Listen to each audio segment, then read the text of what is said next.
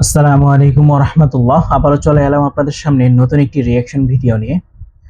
আজকে যে ভিডিওটি নিয়ে রিঅ্যাকশন দিব তা হচ্ছে ইসলামের বিরুদ্ধে বই লিখতে গিয়ে তিনি মুসলিম হয়ে গেলেন। তার নাম হচ্ছেন জোরাম ভ্যান ক্লেভেরেন এর মুসলিম হওয়া। চলুন আমরা দেরি না করে ভিডিওটি দেখে আসি। এর দৃষ্টিকোণ থেকে আপনার জীবন কেমন ছিল? আপনি কিসে বিশ্বাস করতেন? মুসলিম হওয়ার আগে আমি রিফর্ম চার্চের একজন প্রোটেস্ট্যান্ট খ্রিস্টান ছিলাম। আমরা বাইবেল পড়তাম। বাইবেল অনুসারে আমাদের নাম রাখা হয়েছিল। খ্রিস্ট ধর্মে দীক্ষা দেওয়া হয়েছিল। গির্জায় যেতাম ইত্যাদি ইত্যাদি। তো আমরা বলতে গেলে বেশ ধার্মিক খ্রিস্টান ছিলাম। অবশ্যই আমি বিশ্বাস করতাম যে একজন সৃষ্টিকর্তা আছেন। আমি জান্নাত জাহান্নামে বিশ্বাস করতাম। আমি ফেরেশতা ওয়াহিতেও বিশ্বাস করতাম। এবং অবশ্যই যে ব্যাপারটি খ্রিস্টানদের মুসলিমদের থেকে আলাদা করে সেটি হলো যে আমি বিশ্বাস করতাম যীশুখ্রিস্ট ঈশ্বরের পুত্র ছিলেন এবং আরেকটু দার্শনিকভাবে বলতে গেলে আমি তাকেই ঈশ্বর বলে মানতাম। আমি অবশ্যই পুনরুত্থানে বিশ্বাস করতাম এবং এও বিশ্বাস করতাম যে যীশুকে ক্রুশবিদ্ধ করা হয়েছিল এবং আমি প্রায়শ্চিত্তে বিশ্বাস করতাম। কিন্তু যেহেতু ট্রিনিটি খুব জটিল একটি ধারণা, আপনি বিশ্বাস করুন আর নাই করুন, এটি এখনো বেশ জটিল। কারণ বাইবেলের মতে ঈশ্বর অবিনশ্বর। কিন্তু আপনি যদি অবিনশ্বর হন এবং একই সাথে আপনার যদি মৃত্যু হয়, আপনি তো একই সময়ে অমর এবং মরণশীল হতে পারেন না। তো একটু বড় হওয়ার পর ধরুন 15-16 বছর বয়সে আমি প্রশ্ন করা শুরু করি সেসব বিষয়ে, যেসব আমার কাছে খুব যৌক্তিক মনে হতো না। আমি অনেক ধর্মযাজক, প্রচারক, এমনকি রাব্বিদের সাথেও কথা বলেছি। কিন্তু তাদের দেওয়া উত্তরগুলো সন্তোষজনক ছিল না, যেটি বিষয়টিকে আমার জন্য আরো জটিল করে ফেলেছিল। শেষ পর্যন্ত সেসব বিষয়গুলোর ব্যাপারে আমার সন্দেহ থেকেই যায়। কিন্তু আমি অন্ধ বিচারকের মতো এগুলোকে একপাশে রেখে ধর্মটাকে বিশ্বাস করে যাওয়াটাই ভালো মনে করলাম। হয়তো আমি পুরো বিষয়টি বোঝার মতো যথেষ্ট বুদ্ধিমান নই এবং আমি তখনও ঈশ্বরে বিশ্বাস করতাম।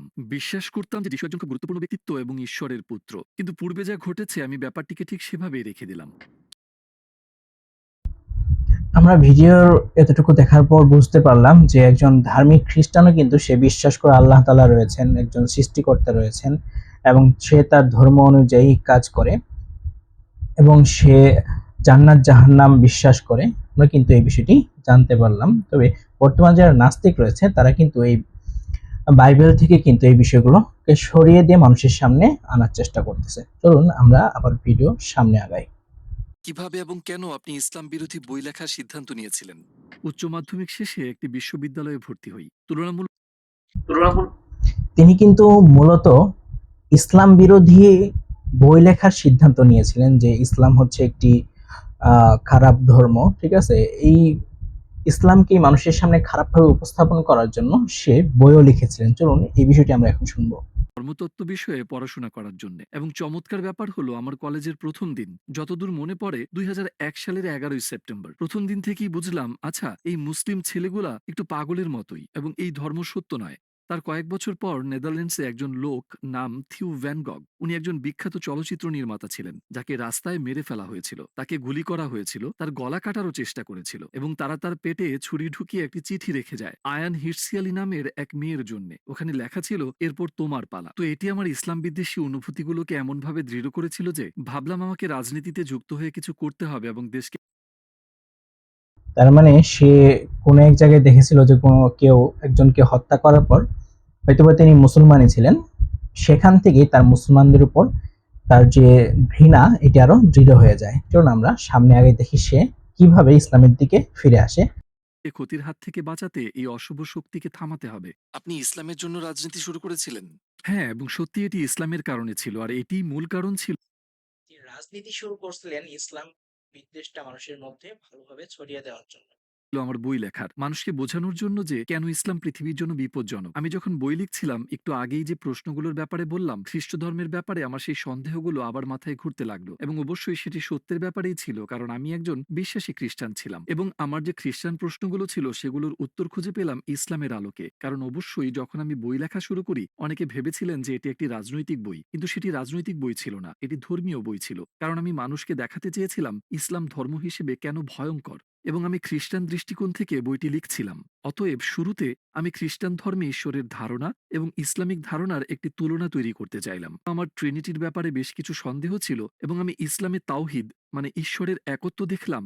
হ্যাঁ, এবং সেটি আরো যৌক্তিক মনে হলো। আর তারপর আমি ভাবলাম, বেশ, আমি বাইবেল আবার পড়ব, আরো জানতে, নিজেকে পুনরায় ঝালিয়ে নিতে। আচ্ছা, কেন ইসলামে যে তাওহিদের ধারণা, এক স্রষ্টার ধারণা, সেটি কেন খ্রিস্টান কনসেপ্টে নেই? কিন্তু যখন আমি ওল্ড টেস্টামেন্ট আর কিন্তু মূল যে সন্দেহ খ্রিস্টান ধর্মের উপর সেটি কিন্তু শুরু হয়েছিল এই যে প্রভু, যেমন ধরেন খ্রিস্টানদের কিন্তু তারা মনে করে যে ঈসা আলাইহিস সালাম তাদের প্রভু ছিলেন, তিনি কিন্তু মারা গিয়েছেন। কিন্তু মুসলমানদের এক প্রভু, তিনি সবসময় ছিলেন, আছেন, থাকবেন।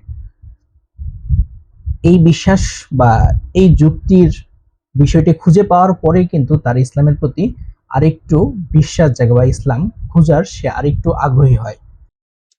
পড়ছিলাম, দেখলাম যে ওল্ড টেস্টামেন্টে রাসূল বারবার বলেছেন এক ঈশ্বর, এক ঈশ্বর, এক ঈশ্বর। আর তারপর আমি ভাবলাম ঠিক আছে, তাহলে আমি নিউ টেস্টামেন্টেও শুধু যীশু খ্রিস্টের বাণীগুলো দেখি।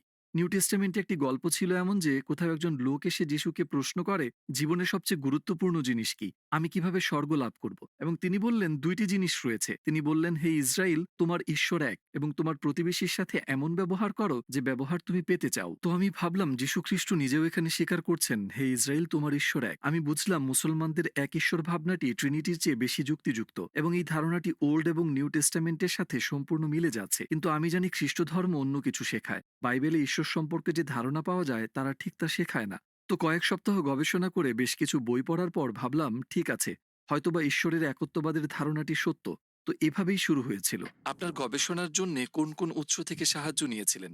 যেহেতু আমি খানিকটা বিস্মিত ছিলাম, আমি বিভিন্ন কর্তৃপক্ষের কাছে লেখা শুরু করি এই ধর্মীয় বিষয়গুলোর ব্যাপারে। যাদের কাছে জানতে চেয়েছিলাম তাদের মধ্যে একজন ছিলেন শাইখ আব্দুল হাকিম মুরাদ এবং তিনি ক্যামব্রিজ বিশ্ববিদ্যালয়ের একজন অধ্যক্ষ। অবশ্য বিষয়টি একদিক দিয়ে কিছুটা অদ্ভুত, যদিও আমি তখনও রাজনীতির সাথে জড়িত, কিন্তু আমি ইসলাম বিরোধী বই লিখছিলাম ইসলাম বিরোধী উদ্দেশ্য নিয়ে। আর আমি অন্য দেশের একজন মুসলিম অধ্যক্ষকে অনুরোধ করেছিলাম, আপনি কি আমায় সাহায্য করবেন? আমি অবশ্য বলেছিলাম আমি একটি বই লিখছি এবং আমার মনে অনেক প্রশ্ন রয়েছে। আমি সোজাসুজি তাদের কাছে জানতে চাইলাম কেন ইসলাম সন্ত্রাসবাদ প্রচার করছে, কেন তারা নারী বিদ্বেষী, খ্রিস্টান বিদ্বেষী যে কোনো কিছুর বিরোধিতা করে বেড়ায়। খুব সম্ভবত ৬ সপ্তাহ পর তিনি আমাকে বেশ বিস্তৃত একটি ইমেল পাঠান এবং উনি সরাসরি বোঝাতে শুরু করলেন, আমার অনেক প্রশ্নের উত্তর দেন। উনি আরো বললেন, তোমাকে এই আর্টিকেল পড়তে হবে, এই বই পড়তে হবে, সেই বই পড়তে হবে, অমুক ব্যক্তির কাছে যাও। তিনি খুব বিস্তারিতভাবে ব্যাখ্যা করছিলেন সব। কিন্তু সবগুলো বই এবং আর্টিকেল পড়ে শেষ করার পর আমি ওল্ড টেস্টামেন্টে বর্ণিত নবী ও রাসূলদের সাথে মুহাম্মদ সাল্লাল্লাহু আলাইহি ওয়াসাল্লামের তুলনা করে দেখার চেষ্টা করি। আমার আর কোনো যুক্তি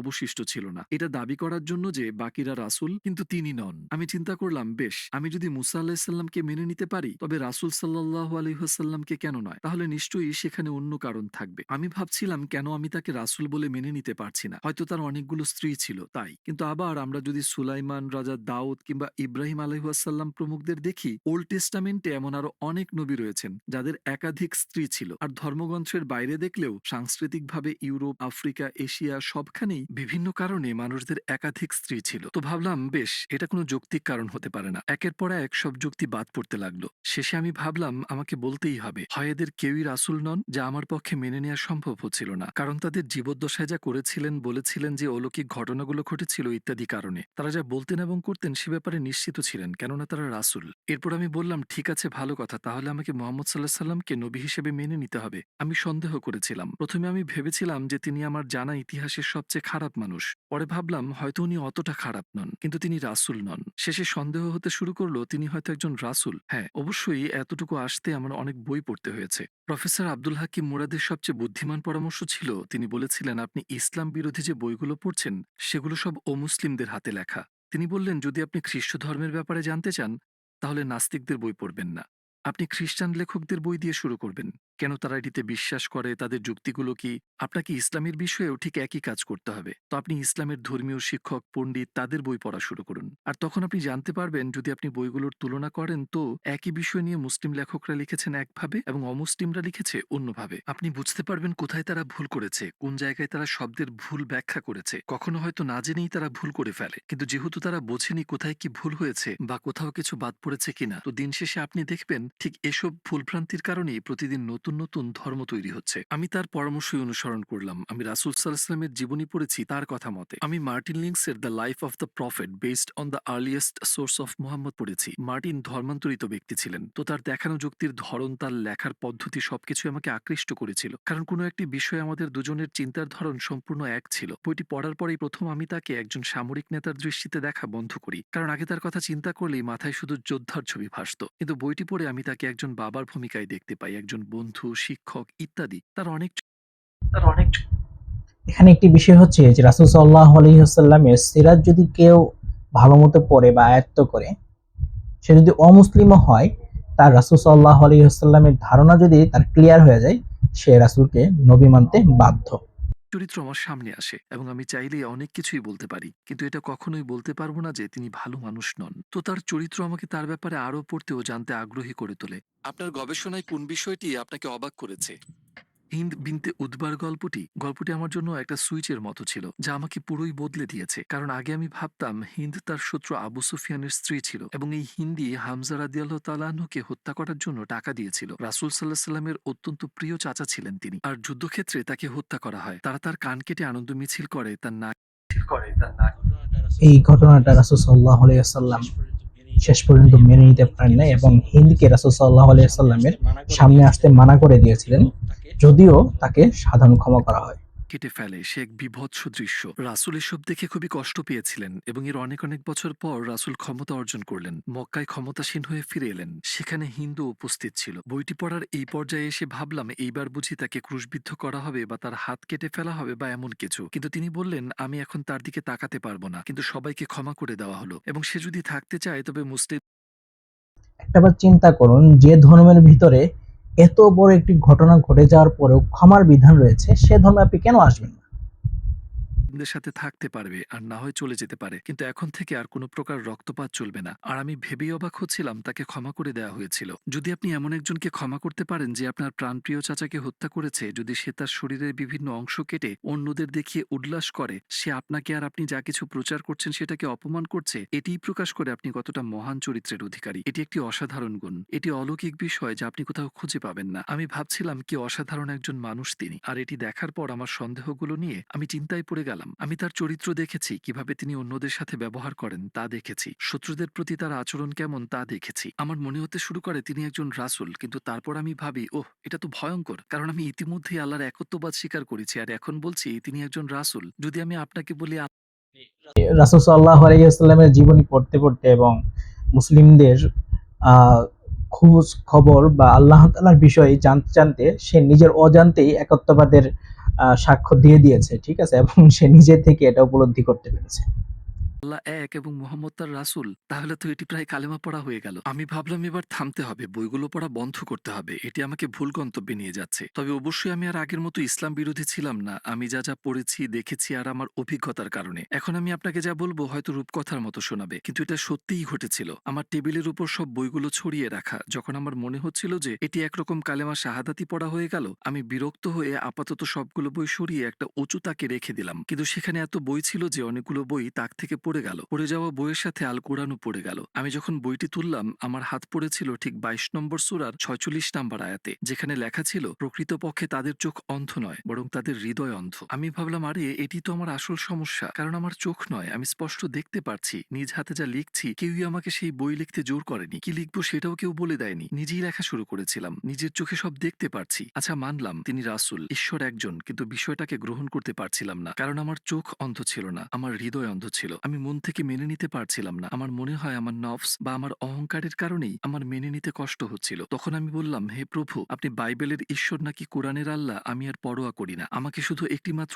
ইঙ্গিত দিন যাতে আমি শতভাগ নিশ্চিত হতে পারি এটাই সঠিক পথ। তারপর আমি ঘুমিয়ে পড়লাম, কিন্তু ঘুম থেকে ওঠার পর কেন জানি না মনের মধ্যে খুব শান্তি পাচ্ছিলাম। আমি সত্যিই খুব নিরাপদ বোধ করছিলাম। এর পূর্বে আমি কখনো এতটা শান্তি অনুভব করিনি। পুরো বিষয়টি নিয়ে আমার যে উদ্বিগ্নতা বা সন্দেহ ছিল সূর্যের তাপে তুষারের মতো, তা আমার মন থেকে পুরো উধাও হয়ে গেল। আমি ভাবলাম আমি মনে হয় মুসলমান হয়ে গেছি, তো এখন সবাইকে বিষয়টি জানানোর পালা। আপনার আশেপাশের লোকজনের প্রতিক্রিয়া কেমন ছিল যখন আপনি মুসলিম হয়ে গেলেন? আসসালামু আলাইকুম প্রিয় ভাই ও বোনেরা, আমরা দেখছি যে আমাদের দর্শকদের ৮০% মানুষজন আমাদের চ্যানেলে সাবস্ক্রাইব করেনি। আপনারা যেমনটি জানেন আমরা একটি অলাভজনক প্রতিষ্ঠান আর আমরা আমাদের কোনো ভিডিওতে বিজ্ঞাপন চালাই না। আমাদের লক্ষ্য হলো শুধু সত্যকে প্রচার করা। কাজটা ছোট হতে পারে কিন্তু ইনশাআল্লাহ অনেকের জন্য এটি পথ চলা সহায়ক হবে। এখন সাবস্ক্রাইব বাটনে ক্লিক করুন এবং একসাথে পথ চলি অনন্তকালের দিকে। আপনার আশেপাশের লোকজনের প্রতিক্রিয়া কেমন ছিল যখন আপনি মুসলিম হয়ে গেলেন?